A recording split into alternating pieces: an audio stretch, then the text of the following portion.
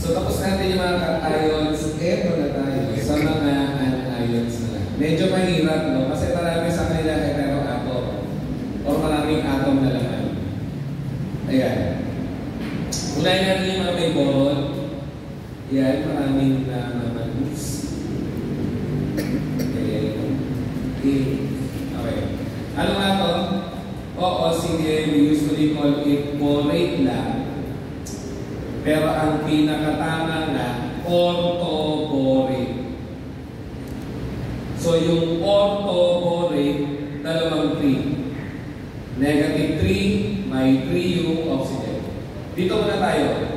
Doon nagkakalituan sa dalawa eh. So ito, 2, yung oxygen, may negative 1. Metaborate. Metaborate. Okay?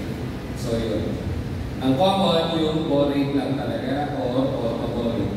Kaya yung B4O7, hindi ka mamamali dahil ang term nga nila dyan, tetra, kasi apat yung boron. Tetraborate. Tetraborate. O kaya naman, pwede rin, pyroborate. Pyroborate. Kasi nakukuha yan kapag iniinitan mo si boric acid. Kaya pyro. Yung carbon na may negative 4, carbide. Carbide. Ano ang rule? Pag isang atom lang ang iyong anion, laging magtatapos sa I. Kaya nga ito, fluoride, chloride, bromide, iodide. Binilisan ko kasi alam natin yun. So pag one atom lang yung anion mo, laging suffix I. Then, ito na. Yung mga nasa baba na may carbon yata, lahat yan may carbon, tuloy-tuloy yan. Lahat yan may carbon. So, yung dalawang strip. Ano itong una? Carbonate. Pag inisip mo maigi, pag nag-add ka ng H+, di ba negative 2, no? Nag-add ka ngayon ng isang positive. E then nagdagdag ka ng isang positive. Kaya negative 1 na lang ang iyong bicarbonate. So ano ba dapat alam? Basta may hydrogen sa umpisa, most of the time, you supply the prefix bi. Bicarbonate. So ano difference yung dalawa? Diba sa toxic pharmacology, mas ginagamit na daw si bicarbonate. Bakit nga? Yan ay less basic. Ito, strongly basic. Siyempre kung ituturok sa katawan ng tao or papainom, dapat yung less basic.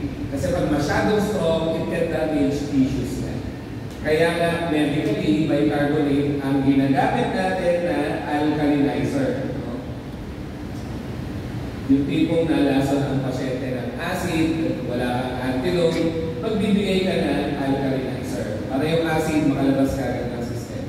Kasi nalulutulize, nagiging salt. Okay? Ano ngayon? Madali? Cyanide. Ito, may dagdag na sulfur, kaya tayo cyanide. So may sulfur, may tayo na. Ito, mas common mo makikita sa boards as CH3COO negative. Pares lang, no? Dalawa carbon, okay. Tatlo hydrogen, okay. Dalawa oxygen na may negative 1. Ayun, dalawa oxygen na may negative 1. Yan nga si acetate. Dapat alam. Ito yung sa usual periodic table. Hindi yan ang ginagamit natin. Ginagamit natin ito. CH3, COO negative na for designating acetate. Ano yung C2O4 negative 2? Oxalate.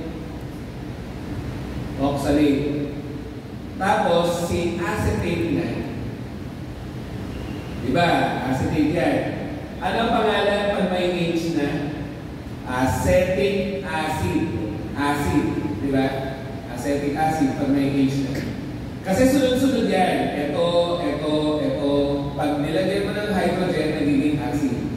So, itong oxalate na, di ba ganyan siya? Pag ang oxalate mo po, nilagyan mo na ng dalawang hydrogen na wala na ang mga charges, ang tawag mo na oxalic acid.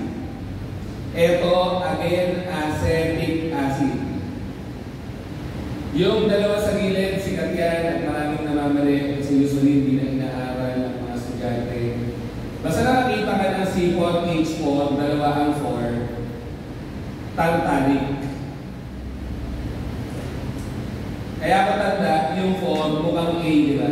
Wala lang. Tingnan mo yung A, parang dalawang 4. So may dalawang 4 sa formula, tartaric acid kung may hydrogen. O yan ha, kinurek ko muna. Yan yung tartaric acid kung may hydrogen. Paano pag wala? Ganun na. Tartrate. Tartrate. Well, dalawa pa rin yung A. Diba? Tartrate. Dalawa A, dalawa 4 sa formula. Ayun. Tapos, yung C6H5O7, negative 3, binabanggit ko lang na citric acid. With emphasis sa C, kasi yung C mukhang 6. Eh siya lang kasi ang may 6 na carbon. Diba? Citrix. Wala lang. Citric acid. Citric acid kung may hydrogen ulit. Tinurumay tayo sa inesa. Ayan, ulit. For clarity. Pag may hydrogen, nawala yung 3, citric acid.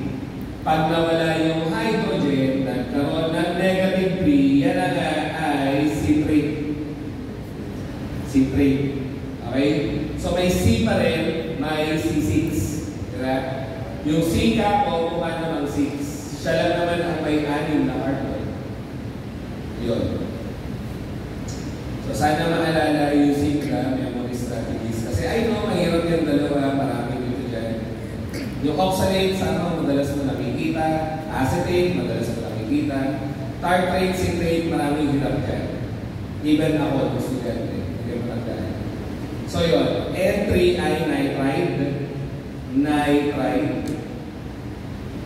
NO2 versus NO3 na parehas negative 1. Ano nga ang ruling naman? Pag-usapan, dami ng oxygen ang anion mo. Pag yung anion mo, konti ang oxygen, ang tawag mo ay ite. Kapag ang anion mo, marami oxygen, ang tawag mo ay ate. It's also applicable nga sa SO3, negative 2, SO4, negative 2. Ano nga yung 3? Sulfide. Ano nga yung 4? Sulfate. Ganun lang. Then yung may phosphorus, obviously, ay phosphate. Okay? Phosphate. Phosphate.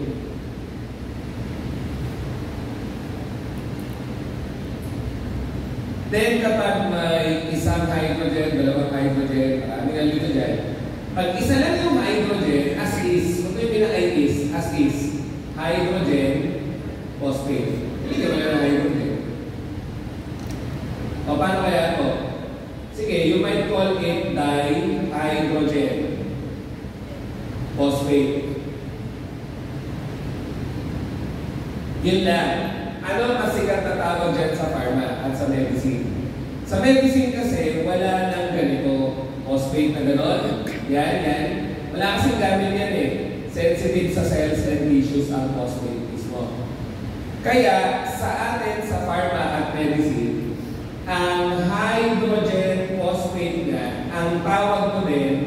medical phosphate.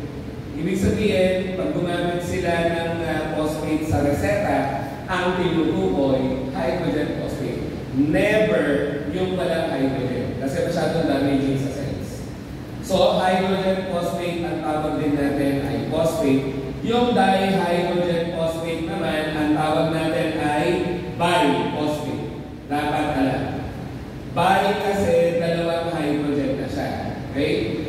At parang bicarbonate na, yan din ay less basic. Kaya mas ginagamit sa medicine niya.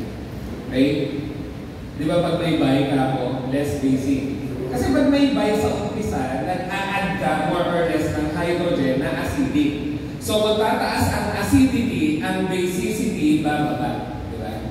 Laging gano'n eh. Ulit, pag tumataas acidity, basicity, bumababa. Ngayon, sa nalilito sa mga charges ng mga may phosphate na yan, isipin mo na lang, nag-start ka sa PO4 negative 3 eh. Ano ngayon? Nag-add ka ng isang hydrogen na positive. Ano kaya mangyari sa charge? Magiging negative 2. Diba? Bababa yung negativity niya. Bababa yung negativity niya. Kasi nag-add ka ng positive. Ganun lang yan. So kapag nag-add ka na ng dalawang hydrogen, edi negative 1 na nga. Kasi dalawa na yung hydrogen ko na positive. Ngayon, pag tatlong hydrogen na ang inag mo, neutral na nga yan, ganyan na itsura niya, wala ng charges. At ang tawag mo nga ay ano? Phosphoric acid. Diba? Phosphoric acid. So ito nga si biphosphate, phosphate, sa chemistry, phosphate. Sa pharmacy medicine, hindi na natin ginagamit yun, kaya ito na lahat ang matitira na phosphate. Yung hydrogen phosphate. At yung biphosphate or dihydrogen phosphate. So madali na yung nasa dulo. Sana nga. Same rules apply. Pag konti ang oxygen, arsenite. Take note of the charge ha. Dapat alam mo yung arsenite at saka arsenate. Yung arsenate, mas marami oxygen. Ganun lang.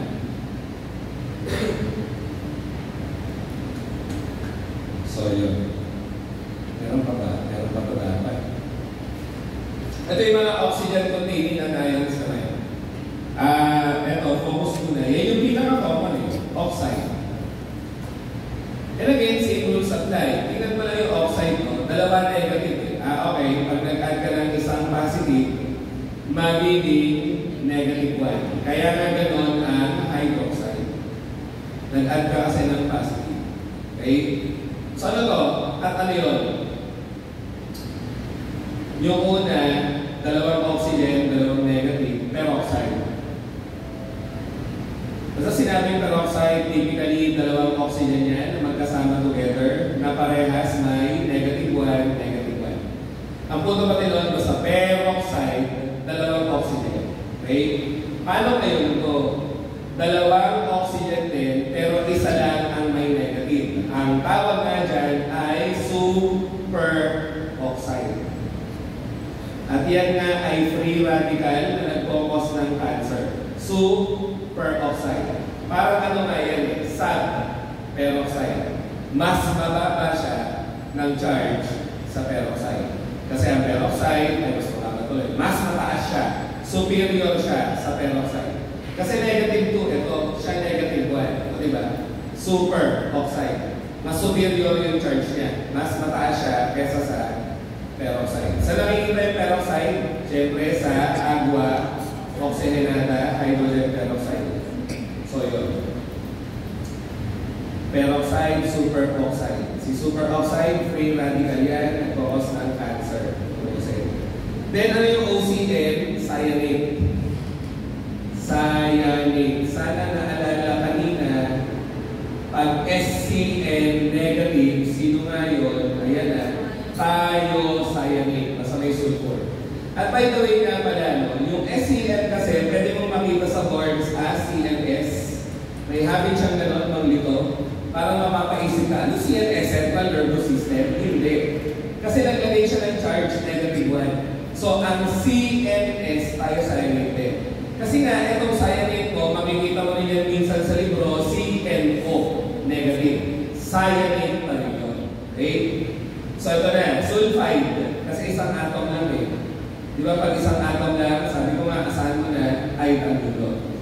So as you can see, dalawa negative. Ito, nag-add na naman ng isang positive. Kaya, negative 1 na nga lang ang charge ng hydrosulfide. Hydrosulfide. Otherwise known as thiolate. Pwede rin. Thiolate. Kasi thiol ay SH. Nagka-negative. Kaya, thiol 8. Kasi pag may 8, negative ka. Ayan na, tapos ito kanina eh. Ano nga yun? Sulfide. Pag 3. Kasi pag 4, sulfate. Mas marami, laging 8 ang dulo. Ayan na naman sila. Ano to? Ano to? Basta may hydrogen sa umpisa, asahan mo na yung by sa umpisa. Again, kung konti ang oxygen by sulfide, kung marami oxygen by sulfate. At sana naman yun rin yung logic. Ito rin yan eh. Sulfide, di ba? Negative 2. Nag-add ka ng H+. Kaya magbabawas ka ng negative charge. Dalawa negative, nag-add ka isang positive, then magiging isang negative na lang. Ganun din dito. Dalawa ang negative, nag-add ka ng isang positive, kaya naging isang negative na lang. For some unknown reason, maraming hirap dito. Ang akin, basahin mo maigi yung pangalan kasi ilan na sulfur? Dalawa eh, no? Kaya dapat dalawang sulfur ang lalabas sa pangalan. Kaya ka ang tawag, tayo na sulfur pa. Di ba? Basta may tayo, may sulfur. May sulfur pa ulit, tama, di ba? Dalawang sulfur na. Okay? Tayo sulfate. Then, there's 4. Oops, sorry. Ano nga ito, madali yan?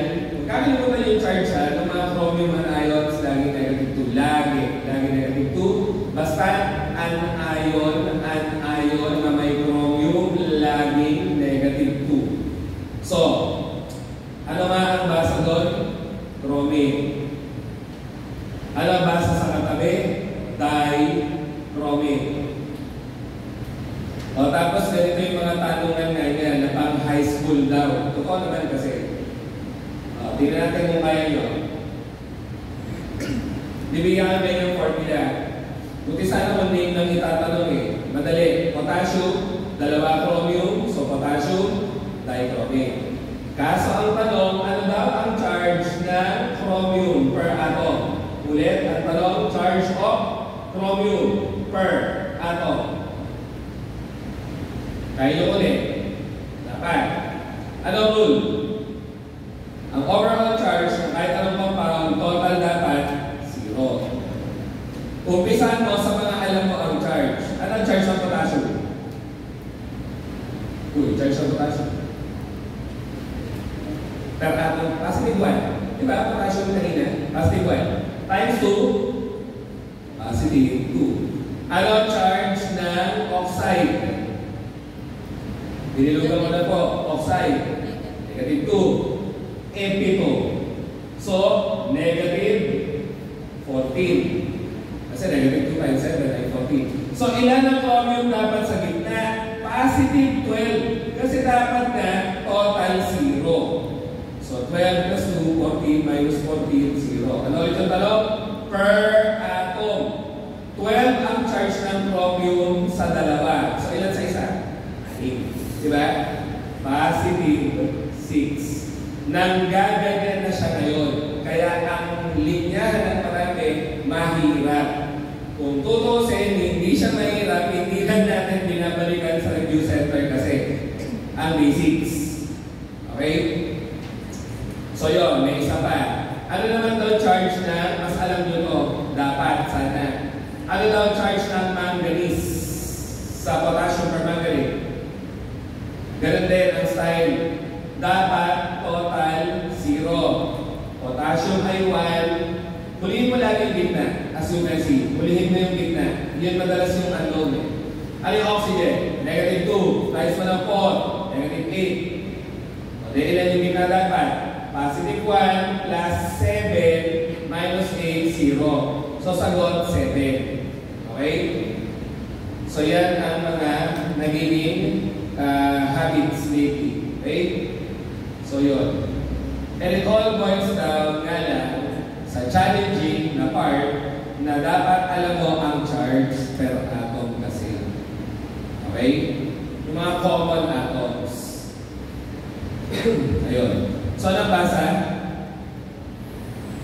Fluoride. Ito naman, chloride. Ito, bromide. Hindi ko na sinulat. Ito, iodide. Kasi pag one atom, I ang ND. Ito, narinig nyo na dati pa eh. Tama? Ayusin natin na. This will apply to all of your oxy and ions ng kahit anong halogen. Kahit ano except na lang kay fluorine. Si fluorine kasi ayaw sumasama sa oxygen. Masyado siyang reactive kasi. Eh di ba halogen na yan, at saka yan. Kakadiscuss na kanina.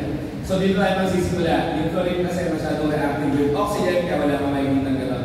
So ClO, isa lang, negative 1. ClO2, negative 1. ClO3, negative 1 pa rin. ClO4, negative 1 pa rin. Parehas.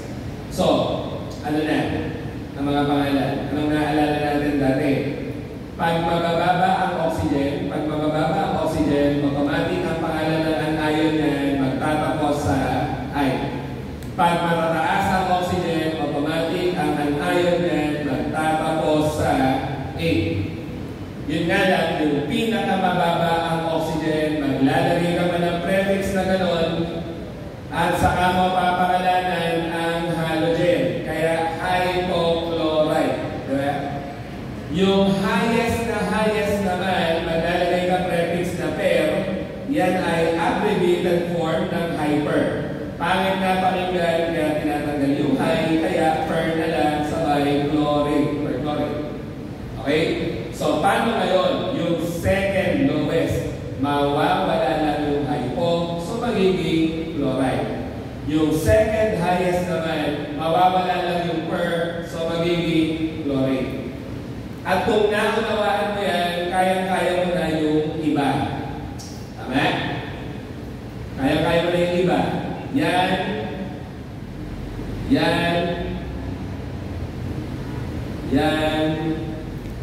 At yan.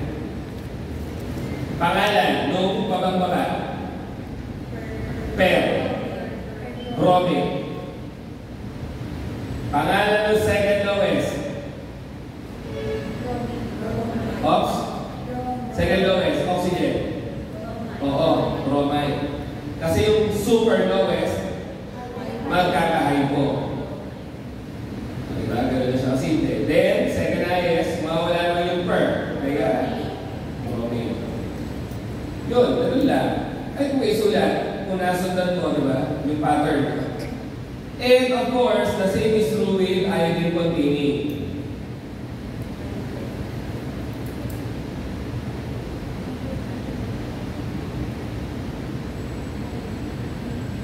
Anong basa sa una? Una, yung pinakakonti yung oxygen. Hypo. Iodine. Yung pinakamataas ang oxygen. Per iodine. Okay? Yung second highest, iodine. Yung second lowest, iodine. So, anong mga umbrella term dyan? O anong tawag sa mga general terms dyan? Yung mabababa ang oxygen. Ang tawag mo nga sa anion ay hypohalite. Ano daw? Hypohalite. Ano lang sinasabi? Tatapos sa I, sisimula sa hypo, sisingit mo nga lang pangalan ng halogen. Kaya, hypohalite. So, paano yung second lowest oxygen? Halide. Tama? Halide. Paano naman yung second highest oxygen? Halate. Halate. Halate siya, diba? Halate. Ito yung highest. So, per halate or per halate. Again, pinalitan mo lang yung mga name ng halogen na hale. Yun ay mga general terms sa kanila. So, ito pa rin ay hypohalite or hypohalite, halite, halate, perhalate. Diba? Hypohalite, halite, halate, perhalate. Huwag malilito sa mga ginagamit niyang umbrella term kasi may mga ganun siyang style. Choose the perhalate. Perhalate daw. Hinahanapin mo yung apat yung oxygen. Ganun lang, right? Pag halate lang, laging tatlo oxygen. Pag halite, laging dalawa oxygen. Pag hypohalite, hindi na mababa. Isa lang ang oxygen. Okay? So yun, tuluyan natin sa acid kasi connected connected. Paano sila pag nagiging acid? Siyempre, nagkaka-hydrogen. Okay ba? Siyempre, nagkaka-hydrogen. Ano ba yun? Ganyan, ganyan, ganyan, ganyan. Tapos ganon, tapos ganon. Minsan pag tinype yan sa Microsoft Word, ganon pa nga. Ganon pa nga. Para ma-confuse ka talaga ng malala. Ganon pa nga. Ganon pa nga. And again, you have to realize na parehas lang ang tinitingnan mo. Ginample lang ka talaga para mag-trigger ng panic. Para naisip mo, teka muna, hindi ko yung kilala. Kilala mo pa rin. Ginample lang. So ano nga ang tawag dito sa mga to? So, synonym, synonym, synonym, synonym. Same formula sa mga. So, ayun, use the same rule lang po. Yung nga lang, dahil acid na to, ang ending na nila, us acid. Us acid kung mababa ang oxygen. Kung mataas ang oxygen, alam mo na, ic acid. So yung dalawa na mataas ang oxygen ay ic acid, yung dalawa na mababa ang oxygen ay us acid. Di madali na, use the same rules. Ano yung una? Hypo, clone, us acid. Ano yung sunod? Clone, us acid. Sunod, clone, ic acid. And lastly, per-chloric acid. Yun nga, kahit yung may sulat, masakit yung pattern or quote-unquote rule. So, ano mga umbrella term o general term? Ganun lang. Pag mababa ang oxygen, sobrang baba, ang tawag mo ay hypohalus acid. Kasi nga, hypo, pangalan ng halogen, road rage na naman sa baba. Hypo, pangalan ng halogen, tapos us acid. So ano itong nasa pangalawa? Edi halus. Diba? Acid. Ano yung nasa pangatlo o tatlo oxygen? Halic acid. At yung pinakamataas ang oxygen per halic acid. Ganun lang. Okay? So, dito na ko lang ito. Yan, yung alternate formula. Sa pinamili ko. Kaya naman yan. Basta nasasanay ko. Pag hindi sanay, first time nakikita mo kung nakakalito sa kanya. Tsaka yun nga, pag hindi pinapaliwanag. Sabi kasi, hindi pinapaliwanag yan. Okay? Pero try, tingnan natin kung ma-figure out nyo muna. Tingnan ko lang. Sana masana yung visuals natin, mahalaga sa chemistry yan. Pag ang nilagay niya ay gano'n, anong tawag? Pag nilagay niya ay ganyan, anong tawag? Pag nilagay niya ay gano'n, anong tawag? At pag nilagay niya gano'n, anong tawag? Ano pagpipilian, sir? Ito rin, yan, at yan. Ay, mali. Ano siya? Hypohalus, halus, helic, per helic. Kasi nga, X means what? Halogen, diba? Modelo mo na. Hypo, halus, halic, halic, per helic. Ito, halus. Mga general formula naman yan. So, ito yung general term. Yung mga ihal, general term, general term, general term, general formulas naman yun. Okay? So, again, mababa oxygen, hypohalus, second lowest, halus, second highest, halic, pinaka-highest, per helic. Ganun lang. So, let's try. Last na. Mas common sa words. Ito nga. Ito pa nga. Ito pa nga. Ito tagal natin ba? Ito pa nga. So, yung una, pangalan. Natagimik bigla. Alam niyo yan. Per iodic acid. Pero iodic ka, huwag po periodic siyempre. Iodic yan. Ano yung nasa baba? Ganun lang, iodus. Tapos ano to? Hypo. Iodus. Di ko na nilagay yung mga... Okay. Di ko na nilagay yung mga acid, ha? Acid. O tapos ano to?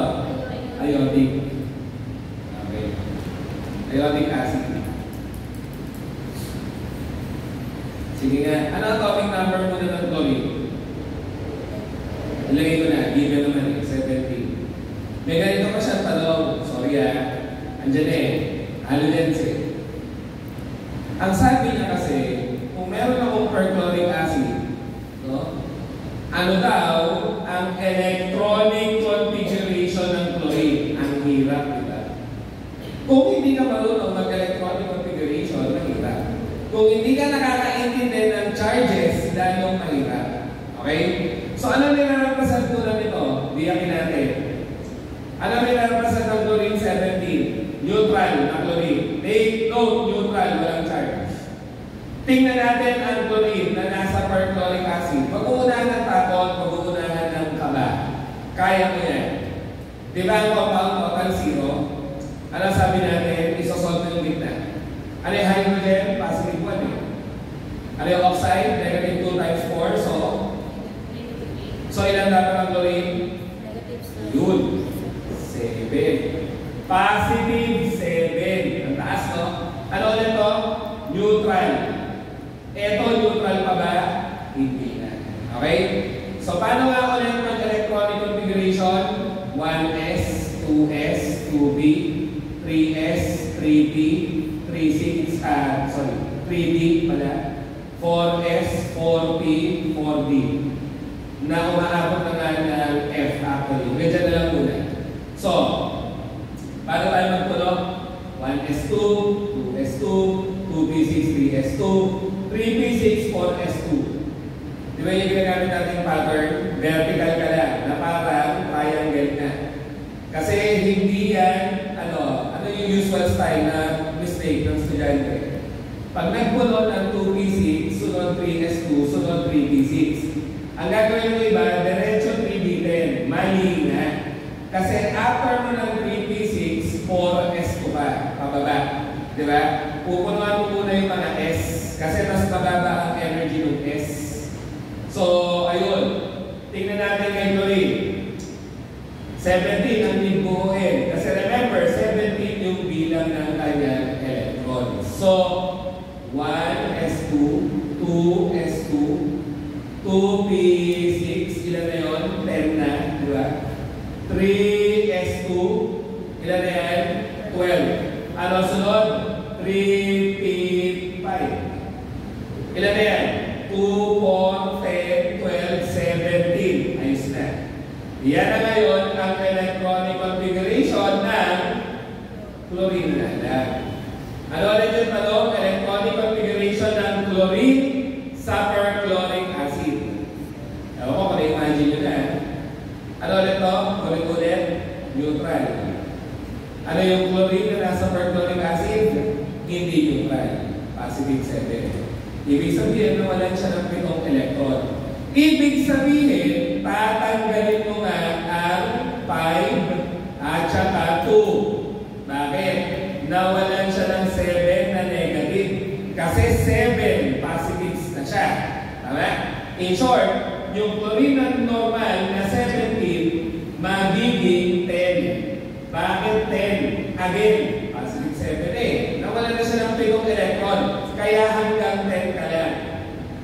Ganun siya magtanong lately. Pang high school na hindi na ginagamit kasi masyado sa pharma. Okay? Kaya maraming nadadali. O, may mas madali siyang tanong.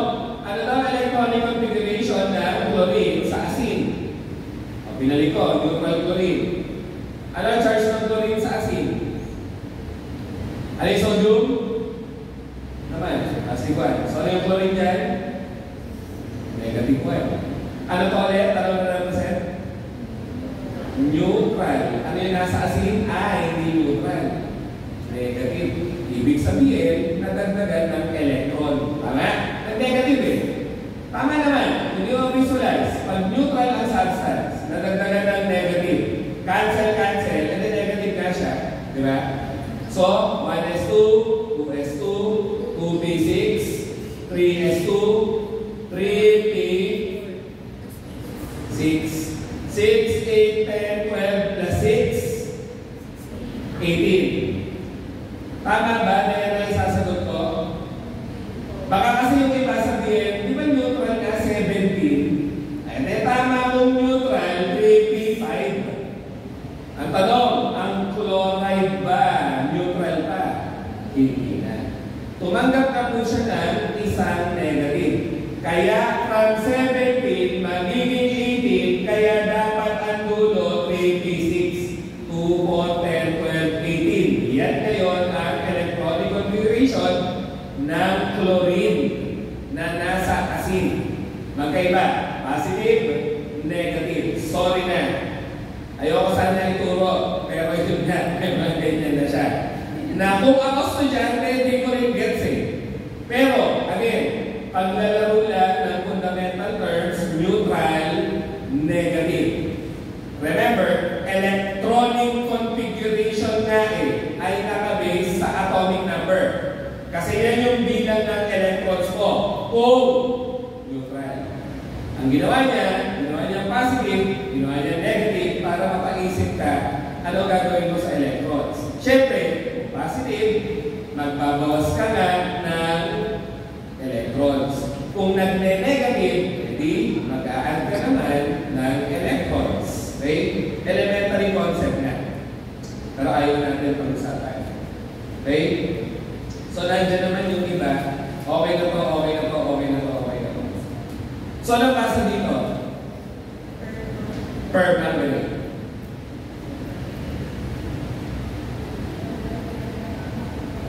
Ayan, dito marami litong-lito eh. Ito, at saka yun. So, yung una.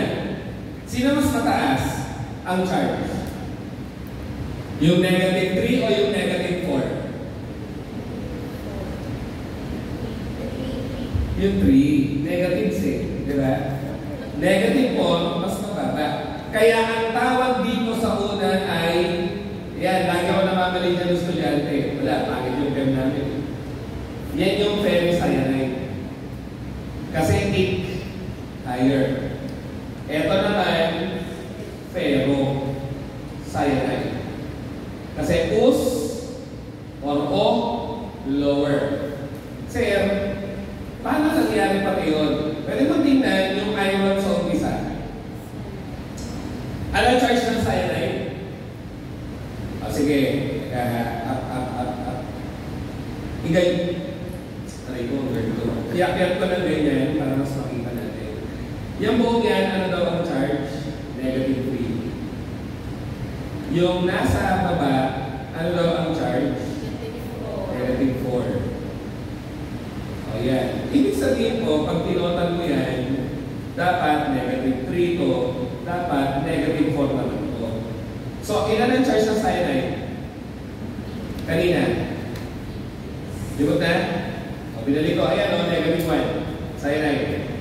Ilan na cyanide sa formula? 6. Negative 1 times 6? Negative 6. So, ilan ang kailangan ni iron para maging negative 3 ang total? Positive 3. Tama? 3 minus 6. Ilan na? Oo nga. 3 minus 6, negative 3. Di ba? O, itong baba. Cyanide, negative 1 times 6. Negative 6. Okay. Ilan dapat ang iron para maging equivalent sa negative 4? Sir, saan mo kinuha negative 3, negative 4? Sa charges nila. Diba? So kung negative 6 to, ilan dapat ang iron nga? Okay, positive 2. Diba? 2 minus 6. Ayun din. Kaya nga ito, ferric. Kasi may ferric yan.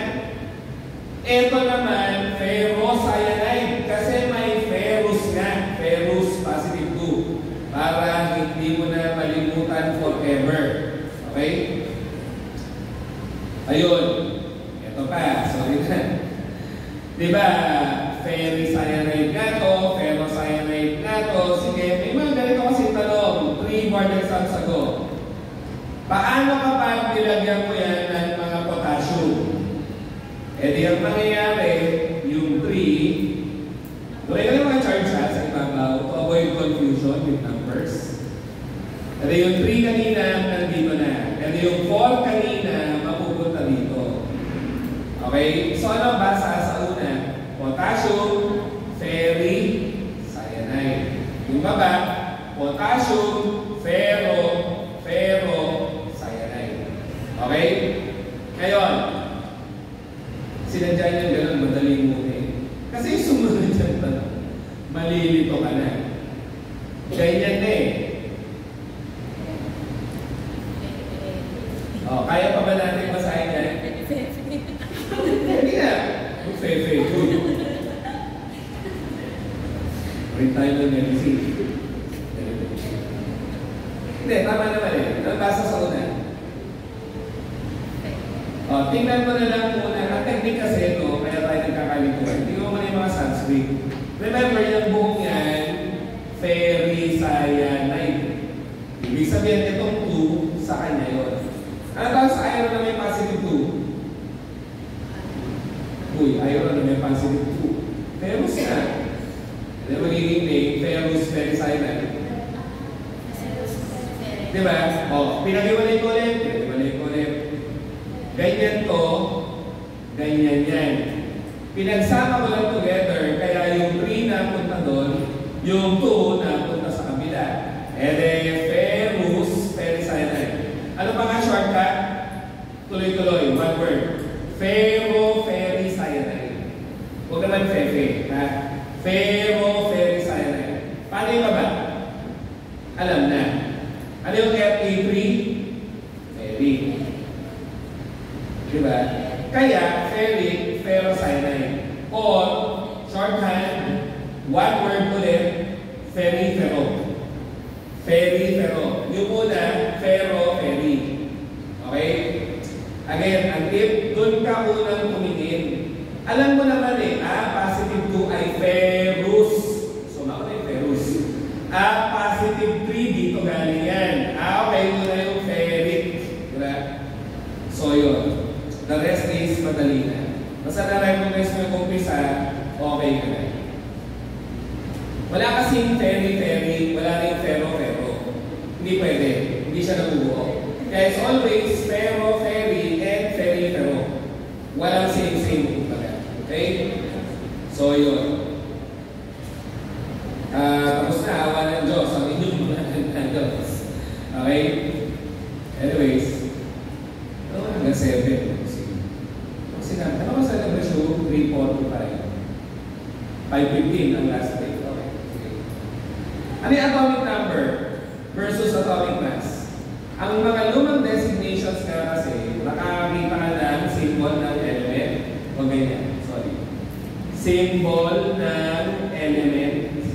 Tapos sa ibabaw yung atomic mass, sa ilalim yung atomic number. Alam na natin ano nga yung atomic mass? Yung timbang ng atom, mass number. At yan nga ay laging proton na nakatotal sa neutron. Ano ulit tinawag natin kanina? Nucleons. Diba? Nucleons, total ng nucleons. So ano po yung Z?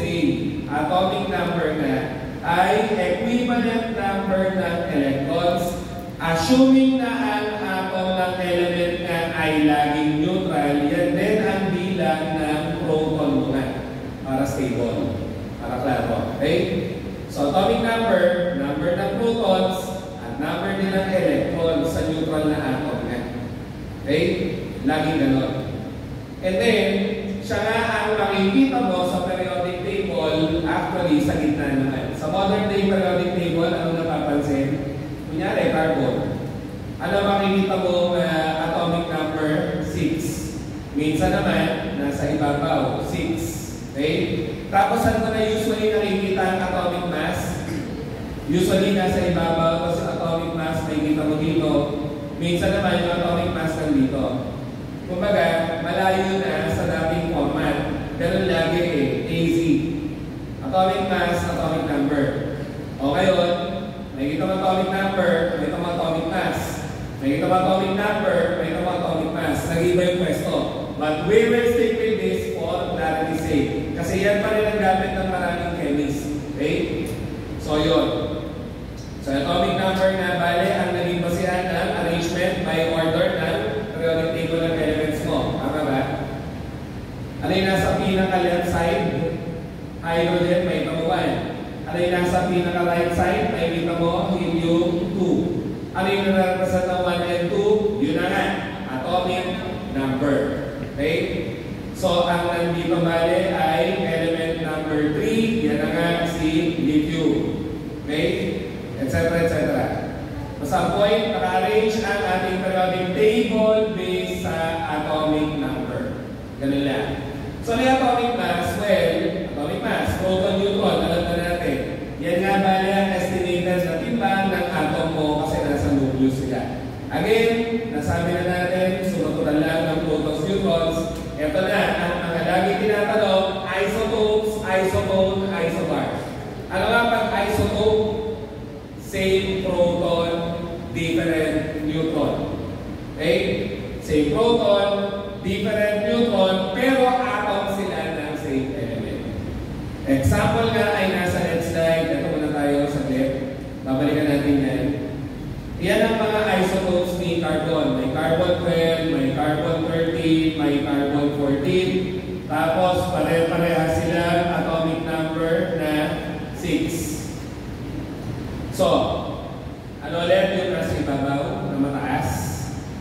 Yung mataas, yung mass, lagi. Bakit tataas yung atomic mass?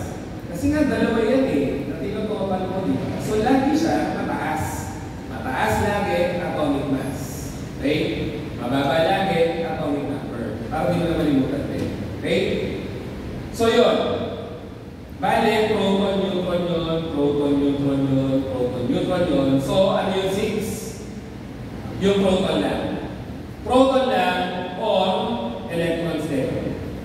So, bale, yung 12, proton, neutron, 13, proton, neutron, 14, proton, neutron. Yung 6, proton. So, 12 minus 6, 6. Yan ngayon ang neutrons. Dapat marunong tayo kumuha tinatanong yung mga yan. Bumabalik din siya dyan. Binibilang mo ngayon yung neutrons. Paano binilang yung neutrons? I-minus mo nga yung atomic number na bilang ng proton. Saan mo ibabawas? Sa suma total ng proton at neutron. Tama, di ba? Pag binawas mo ang proton, sige, muna mo yung electron. Baka doon nagkakalito proton at neutron yun, proton lang to. Tama.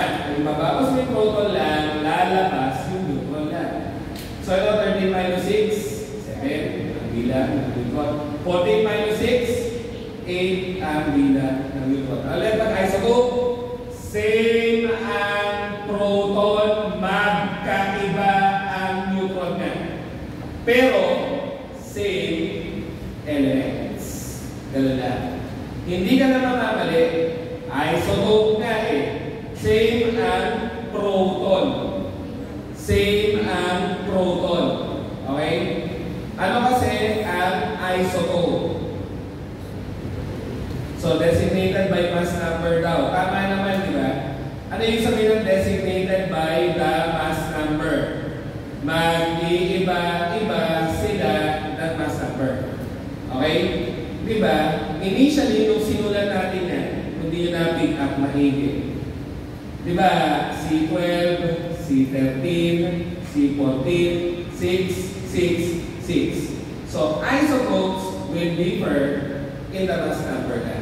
Or designated by the mas mataas na mass number. Okay? So ngayon, ano yung isotones?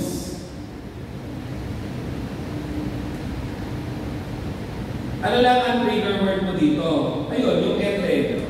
Meaning, same naman sila ng neutrons. Okay? Same neutrons. Tapos, example na lang. Si carbon 14. Si nitrogen 15. O yan. Ano ulit yung nasa ibabaw? Mass number. Proton, neutron. Dinotan mo. Ano yung nasa ilalim? Proton lang. So ilan ang lalabas na neutrons nga? 14 minus 6? 8. 15 minus 7? 8. Ayun o. Same neutrons. Ay isotope. Same neutrons, but with different protons naman. Ano nga yung isotope? Same proton, different neutrons. Ano ba napulasanan? Pag isotope, same element. Pag isotope, magkaibang element yan.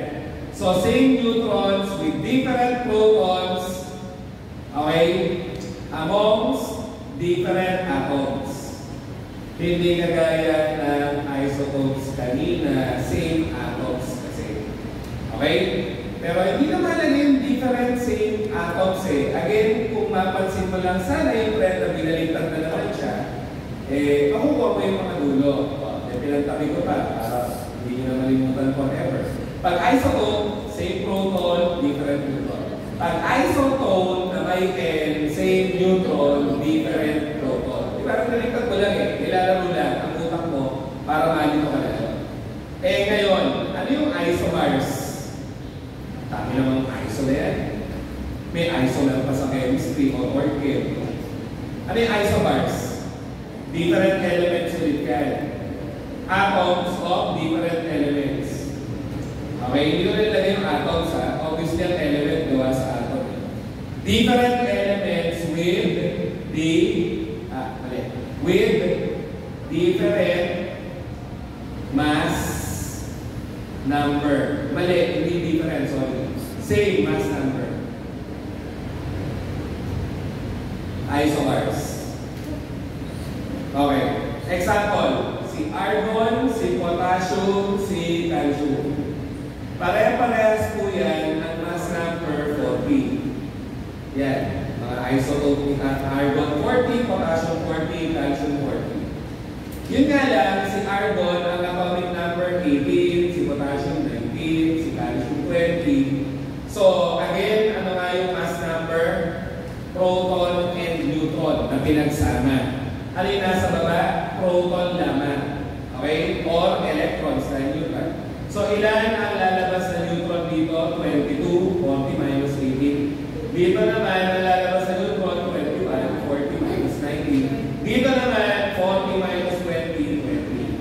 So, ano napupunan? Magkakaiba sila element. Pero pare-pareha sila ng mass numbers. Diba? Yan na nga ay isobaric relationship. Isobaric sa isa't isa. Ginatandaan mo, same lang ang mass number. Kasi wala nang ibang same. Tama ba? Magkaiba ang proton, magkaiba na rin electron. magkaiba rin ang neutron. So, sana nakita niyo yung pattern. In summary, doon ka nga lang magtitingin. Ano ang same sa isotope? Same proton. Ano ang same sa isotope? Same neutron. Ano ang same sa isobar? Mass number. Walang same proton, walang same neutron. Diba? Yun lang. Yun lang yung pattern ko na nag-aaral. Kaya yung tatlo, kaya ko i-differentiate yung mga definitions nila. Ganun eh, kailangan mo pagtabi-tabihin yung somehow magkakatulong at hanapan mo ng key difference para hindi ka na confuse pag sineself-study mo na. Kasi may nakikita kang difference. Okay? So yun, same proton, same neutron, same mass number. Yun lang, atomic mass. So dyan natatapos ang tatlong confusing na mga iso nga. At isa ko sa mga graduate talaga na hilo-hilo dyan, pero nung nag-aaral na ako, nakita ko ang pattern. So ano naman yung allotropes? Different forms ng same element. Ayan, si carbon may isotope, may allotrope. Okay na tayo sa isotopic forms na kanina, no? Ano nga isotopic forms ng carbon, no? Saan ka ng class mo? Hindi ko na tumatanda. Si carbon 13, 14. Diba? Yan. Ano yung allotropes? Different forms ng same element na. So, sikat na tanong ko sa boards eh. Ano yung dalawang general allotropic forms ng carbon? May amorphous, may crystalline. Okay? So, yung mga crystalline, graphite at diamond. Crystalline allotropes. Tapos yung amorphous nga, yung coal at saka anthracite. Fullerenes pala. Coal and fullerenes. Amorphous. Ano nga pag amorphous? Powdery. At pag tinanong, lagi tinatanong, by the way, sa P-Farm, naalala ko bigla. Kahit anong element pa yan, ano daw lagi ang mas water soluble nga? Crystalline o amorphous? Amorphous. Kasi powdery yan. Diba? Amorphous ay, naka-caps lang, para maalala, more polar. Okay? O yun. Tapos, laging tinatanong, nakakasawa na, sino nga ang purest native form, meaning natural form? Alam na. Ng uncombined carbon, diamond nga. Kaya mahal ang diamonds. Purest form of native uncombined carbon or purest native form of uncombined carbon. Sagot doon, diamond nga. Meron ba sa inyo ng molekula ng diamond? Sana all. Si Kayla, si Ate D, ang molekula ng diamond? O baka may mga kamag-ano kayo ng molekula ng diamond? Ayun, imbis na i-save sa bangko ang pera, i-invest mo na sa gold at diamonds. Mas safe pa. Kasi bumababa ang value ng pera sa bangko. Anyways, ano nga ang carbon? Group ano siya? Check na lang sa periodic table, 4A. Kasi tinatanong tayo pa ngayon. Group 1A, ano tawag? Ulit? Alkaline metal. Group 2A, alkaline earth metals. Group 3A, boron family or boron aluminum family or hindi ko kasi sinasabi, ano na tinatanong dyan, icosagens. Ang boron family mo, icosagens na rin. Saan kinuha? Alam niyo yan. Ano nga sa organic chemistry yung icosi? Icosi, it's a Greek term meaning 20. At pag sinabing icosagen na, ang tinutukoy niyan, boron. Kasi ang boron mo, ang particle niya, 20-sided. 20-sided. Okay? Ayun, ba't ako nag-dive in dyan? Kasi nga, nag-generate ng icosi, si boron. Kaya, ginawang icosagen. Si 4A nga, ano ang tawag din? O sige, carbon family, ano ba? Yun. Para ma-connect mo rin. Bakit tinawag na crystallogen ang 4A? Kasi nga, ang carbon mo kaya gumawa o mag-generate ng crystalline allotrope na diamond. Kaya crystallogen. Okay? So, yun. Then, ang coal, yun lang. Sorry na kagad. May hard coal, may soft coal. Tinatanong parehas. Ano nga pag hard coal? Anthracite. Banggitin mo na lang ng matigas. Anthracite. Kasi yung soft coal, banggitin mo ng malata, bituminous. Malata eh. Pag hard, anthracite. Pag soft, bituminous. Malata. Kung ano man ang difference, hindi rin explain naging organic net na ito. So yun. Yung fullerenes, hindi ko sure kung naririnig nyo sa drug delivery systems. May mga gamot na tayo na pwedeng ilagay sa fullerenes. At yung mga fullerenes na yan, selective na mimili ng cell na pupuntahan. Kung may sulat, pag yung sinulat, huwag na muna yung sulat. Siya na pang bago, hindi na reactive alaro. Fullerenes. Carbon yan for delivering drugs specifically sa target site. Site-specific. Ayos. Bulaan siya po yung pulis. Anyways, ano nga ang mga isotopes ng hydrogen naman?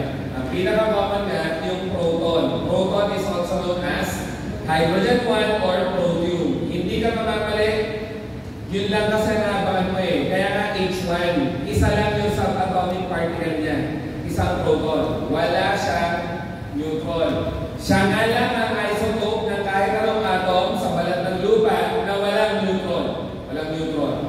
Ayaw mo ba? Walang neutron. Okay? And then, it's the most common isotope of hydrogen kasi nga isang proton. And then yan nga yun, proton mismo na acidic ay protium. Okay? Ano yung second common? Deuterium. Deuterium kasi dalawa na sa atomic particle. Isang proton, isang neutron. Ganun na. Kaya H2. Kasi dalawa na sa atomic particle. Hindi ko sure kung narinig nyo sa analysis 2, si deuterium, panggawa ko nga yan ng D2O. Si protium kasi, panggawa ko natural ng H2O. H2O ay water. So, yung deuterium oxide. Deuterium oxide is also known as heavy water. Saan ba't heavy? Eh, may dagdag na neutron kasi yung tubig mismo, wala nang neutron. Okay? So, saan ginagamit si heavy water? Sa research at pharmaceutical analysis 2 to be specific. Solvent kasi yan sa NMR. Lagi tinatanong sa QA/QC, ano gamit ng NMR? Sa analysis 2, ano sabi? Anong pinakasikat na gamit ng NMR? It's the most common instrument po for structure determination kasi. And then highly useful pag bago ang gamot, di ba? Gusto mo makita structure para mapaganda mo pa. At pag sinabi mo mapaganda mo pa, mapataas ang efficacy, mapababa ang toxicity. Hindi mo kailangan yung significance. Pinapa-appreciate ko lang. Sa tandaan, pagdadami mo ng structure, NMR lagi. Wala na iba. Okay? So yun, at may tritium ka pa na, or H3, this one naman has 1 proton, 2 neutrons. Kaya tatlo na. 1 proton, 2 neutrons. Least common isotope ng hydrogen ganyan. Okay? Eto na tayo sa periodic table. Ano nga, pinaka-essence yan? Physical and chemical properties ng kada element mo nakasummarize dyan. Pagtanda mo nga siya ng chemical data, formula, at classification. Problema, yung classification ka, tinatanong na lahat, sadly. Kaya nga dati, parang kailangan memorize mo yung periodic table. So, ang elements mo ay nakalista ng increasing atomic number, sinabi ko na kanina. At naka-generate nga yun, bale ng vertical groupings. Ano tawag sa vertical groupings? Well, groups. Ano tawag sa horizontal groupings? Period or series. Diba? May period 1, 2, 3, 4, 5, 6, 7. Tapos meron kang 1A, 2A, sa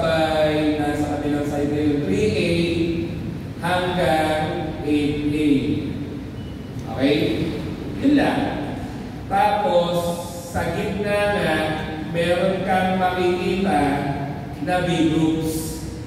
3B, 4B, 5B, 6B, 7B, 8B, 1B, 2B. Tapos biglang 3A. Okay? So, yun yung group numbers. Yun yung period numbers. Yung vertical rows ay group. Yung horizontal rows ay periods or series. Okay? Ayun, ba't ko ginanyan? Saan naka-base ang group number ulit? Yung mga group number, naka-base yan sa valence electrons. Ano yung valence electrons ulit? Ako niya may sodium ako. Sodium. Ito na lang, para madali-dali. Ano ang atomic number ni sodium? 11. So 1s2, 2s2, 2p6, 3s1. So ano yung valence? Sige, sa mga bago sa concept o sa mga limot na to nung chemistry nila, nung first year, which is very likely. No? Sa dami natin inaral ng mga gamot, sakit, microbiome, malilimutan yan. So kung may sodium atom ka, ibig sabihin lang po nun, kahit kung i-drawing, shell 1, shell 2, shell 3. Umabot siya ng shell 3. Okay? Si shell 1 ka, may dalawang electron, 1s2. Si shell 2 niya, may dalawang electron sa S, may 6 na electrons pa sa P. Okay? Si shell 3, may isa lang na electron. So, ano ang valence electron? Yung outermost electron. Yung outermost electron. Ayun. Ilan ang valence electron ni sodium? Isa. Isa lang yan, di ba? Na nasa outermost. Kaya po, nasaan nga siya? Group 1A. Kasi isa lang ang outermost electron. Pag check out mo ang periodic table, sa period papasok si sodium? Period 3. So, again, yung group nakabase sa valence electron. Yung period number naman, saan nakabase? Location na valence electron. So, yes, may silbi ang group number, period number. Si group number, nagdidikta ng outermost electron na gagamitin for reactions. Si period number naman tells you saan mo makikita yung outermost electron na yan. Okay? Mag-try pa tayo ng isa or more appreciation sana. Madali din. Carbon 6. Yan. Ano ang electronic configuration ni carbon? 1s2, 2s2, 2p2. Doon pala, tapos na. Hanggang 2 lang. Kasi ang kailangan mo lang ay 6. So kung may carbon atom ka, yan ang nucleus niya. This is shell 1, this is shell 2. Si shell 1 na may dalawang electron. Si shell 2 may dalawang electron pero may dalawa pa ulit. So ilan ang valence electron ni carbon na? Bale, 2 plus 2. Ang nasa shell 2. Kaya nga saan mo makikita si carbon? Group? Oo. Kasi 1, 2, 3, 4 ang valence electron. Tapos sa ang period mo makikita si carbon, period? Check nyo na lang. Period 2. Okay? Kasi saan mo nga makikita yung 4 na valence electron sa shell 2. So yun ang purpose nun. Period number gives you the location of your valence electron. Yung group number, binibigay sa iyo ilan ang outermost electron. So may mga silbi yan. Okay? Yun lang. Ganun siya na-organize. So okay na tayo dyan. Okay na tayo dyan. Okay na rin tayo dyan. Diba? Okay na nga. Moving on. Sa historical development ng periodic table naman. Sino ang unang-unang contributor? Si Antoine Lavoisier. Oo, French yan. Lavoisier. Tayo, with the sexy Filipino accent, Lavoisier. Diba? But it's Lavoisier. So siya una nag-try at least. Pero wala kasi masyadong magandang basis, kaya wala agad. Si Dobereiner, saan sikat? Triads. Inayos niya ang mga elements in triplets at nakita niya sa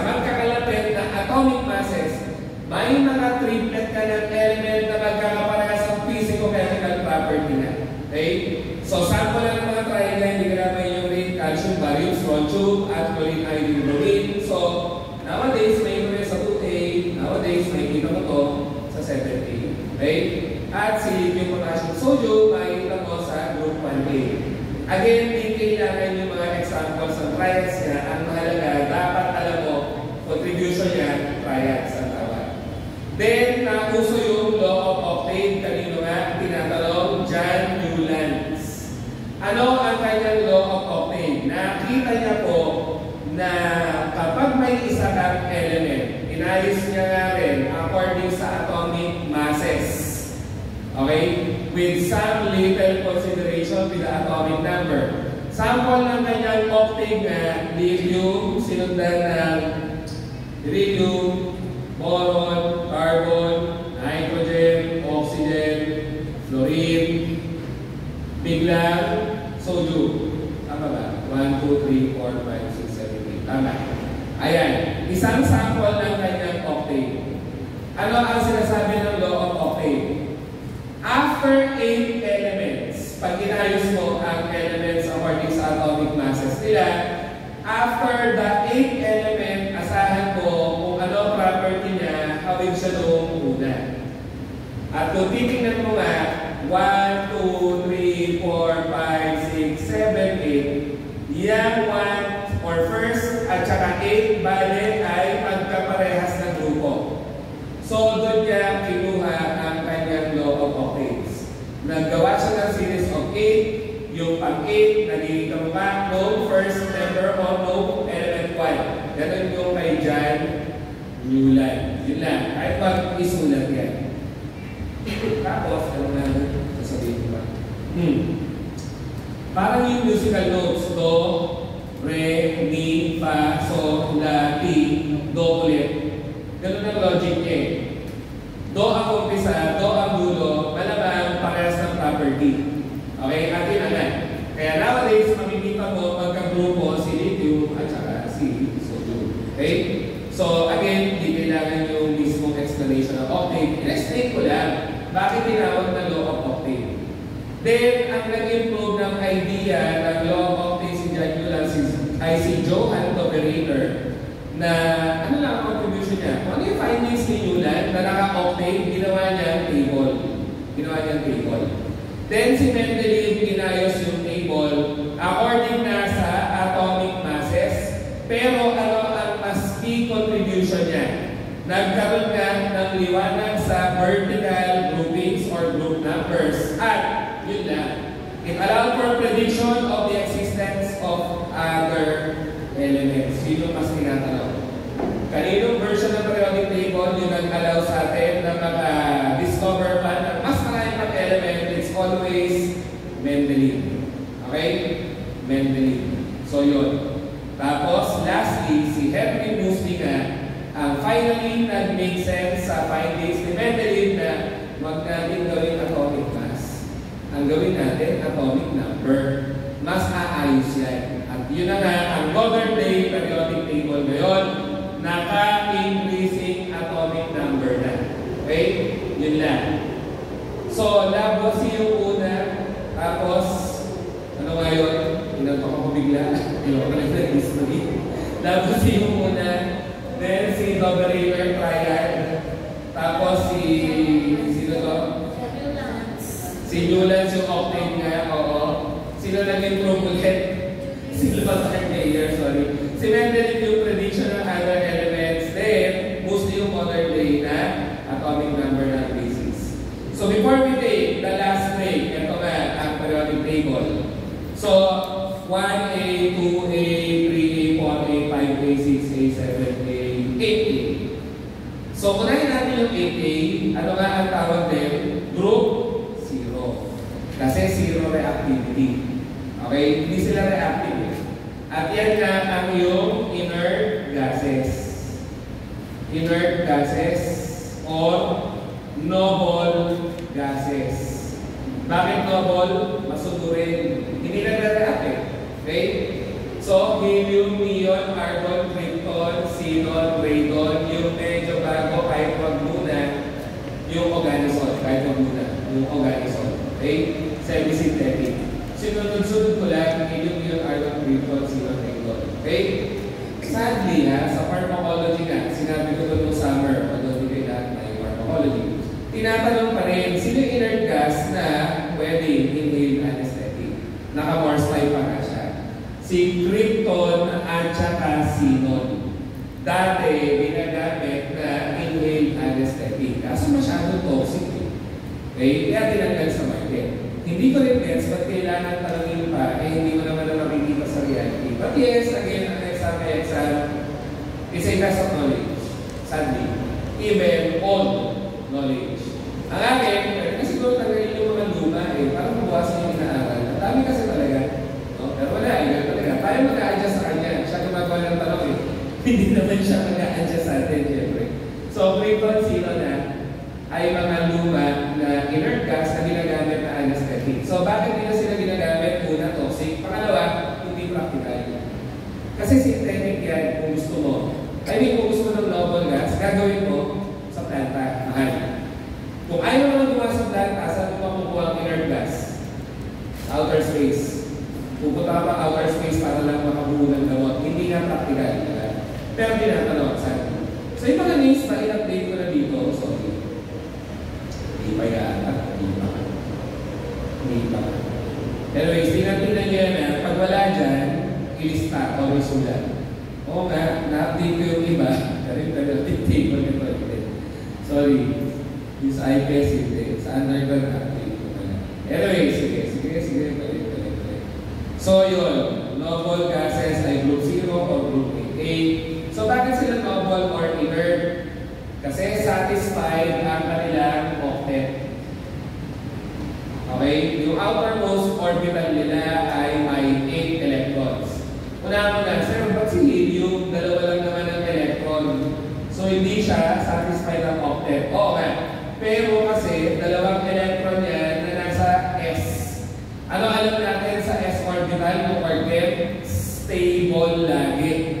So, pag stable na orbital, reactive ang electrons. Next thing lang. Kasi yung iba dyan, puro yan, puno ng 8 electrons. Ang ruling kasi po, kung dito katakdate, basta non-metallic ang element po na nasa right side, kailangan mag-8 electrons ang outer orbital. Or kailangan 8 ang valence electron. Ayun, kaya nga sila group 8. It means 8 ang mga valence electron nila. Di ba sabi natin group number, valence electron or outermost electron. So, unahin natin, inunak talaga yun, yung inert gases. Punta tayo sa group 1A, alam na natin, alkaline metals, wala nang ibang synonym, good news. Group 2A, alkaline earth metals, wala na rin ibang synonym, good news. Group 3A, sinabi ko kanina, icosagens. Icosagens. Kasi si boron 20-sided ang parte. Group 4A, sinabi ko na rin kanina, ano nga yan? Crystallogens. Diba? Group 5A, yung ay sa nitrogen family, pero may isa pa nga, nictogen. Natanong na rin. Pre-board exam sa law. Nictos means choking. Pag nasobra ka sa nitrogen, pag choke ka na. Kaya nag-cause or nag-generate ng nictos. Dahil tayo sa campus, ewan ng klase dito. Ang ingay Anyway, so, nictogen. Nictos. Ano yung oxygen? Alam niyo yan, chalcogen. Laging tinatanong pa rin. Oxygen family. Chalcogens. Hindi rin explain bakit. Yung mga halogens na, madali. Diba? Mga halogens, madali. Ano ba synonym ng group 7A? Sea salt producers. So, ang mga A family or A groups, may mga official name. Huwag kakalimutan. Mga official name yun. Alkaline metal, alkaline earth, icosagen, crystallogen, nictogen, chalcogen, halogen, at inert gases or noble gases. Then yung mga nasa B, kahit hindi mo alam ang mga official name. Okay? So, focus